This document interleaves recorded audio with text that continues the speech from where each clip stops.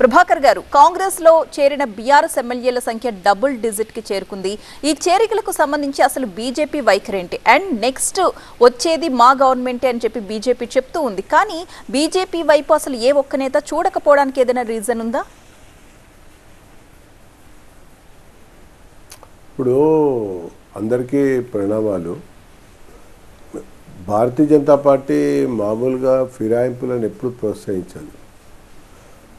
ఎవరైనా సరే విధానాలు నచ్చి లేకపోతే మోడీ గారి నాయకత్వాన్ని బలపరచాలని లేకపోతే బీజేపీ సిద్ధాంతాలకు ఆకర్షితులై జాయిన్ కావాలి అని అనుకుంటే భారతీయ జనతా పార్టీ మొదలు వారు ఎన్నికైనటువంటి శాసనసభ సభ్యత్వానికి రాజీనామా చేసి మళ్ళీ ప్రజల్లోకి వెళ్ళి బీజేపీ పేరు మీద పోటీ చేసి గెలిచి పార్టీలోకి రావాలని చెప్తుంది.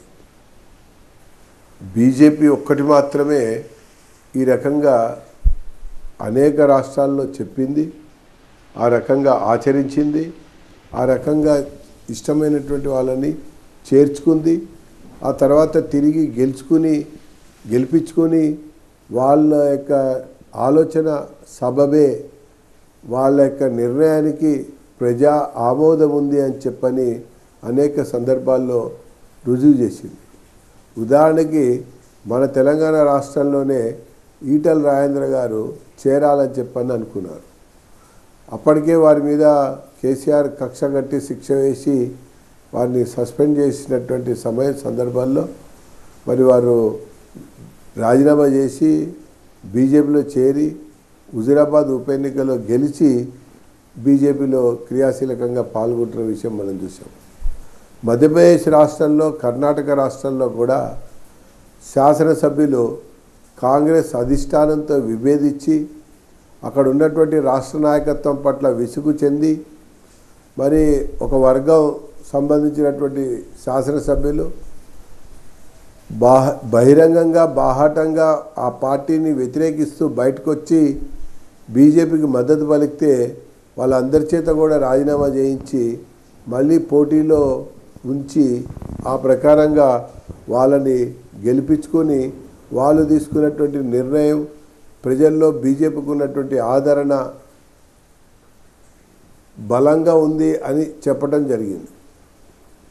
ఇక మన తెలంగాణ రాష్ట్రానికి వస్తే బీఆర్ఎస్ ఎమ్మెల్యేలు కాంగ్రెస్ వైపు చూస్తున్నారు. ఇక్కడ దీంట్లో ఒక నిగూఢమైనటువంటి ఒక వ్యూహం దాగి ఉంది. ఏంటంటే ఉన్నటువంటి సిఎల్పిలో రేవంత్కు సంబంధించినటువంటి సభ్యుల బలం ఎక్కువ ఉన్నది. అధిష్టానం మాట నడిచేటువంటి అవకాశం లేదు. కాబట్టి అధిష్టానం పట్టు పెంచుకోవాలంటే, సిఎల్పి సభ్యుల యొక్క పట్టు పెంచుకోవాలంటే ఖచ్చితంగా కొన్ని ఫిరాయింపులు జరగాలి. వాళ్ళు బీఆర్ఎస్ నుంచి కాంగ్రెస్లో చేరాలి. వాళ్ళు నేరుగా అధిష్టానంతో లింకులో ఉండాలి, మంత్రాలు జరుపుతూ ఉండాలి. ఆ కోణంలో మరి చేరుతున్నటువంటివిగా మనం చూడాల్సి వస్తుంది. దాంతోపాటుగా మరి కేసీఆర్ పైన రాష్ట్ర ప్రభుత్వం 2-3 విచారణ సంఘాలను పెట్టడం, మరి ఆ విచారణ సంఘం 3 అడుగులు ముందుకి 6 అడుగులు వెనక్కి అది కాలయాపన చేస్తూ విచారణ జరుగుతున్నటువంటి సందర్భంలో మరి కేసీఆర్ని కొంత బలహీనపరిచి మరి నువ్వు మీ సభ్యులు కనుక మాకు పంపకపోయినట్టయితే నీ మీద కొన్ని చర్యలు ఉంటాయి అన్నట్టుగా బెదిరించి భయపెట్టించి వారి యొక్క ఆలోచనలకు అనుగుణంగా వారి యొక్క కనుసన్నల్లోనే ఈ బీఆర్ఎస్ శాసనసభ్యులు కాంగ్రెస్లో చేరుతున్నట్టుగా చాలా స్పష్టంగా మనకు ఒక్కొక్కరి చేరిక చూస్తే మనకు అర్థమవుతుంది.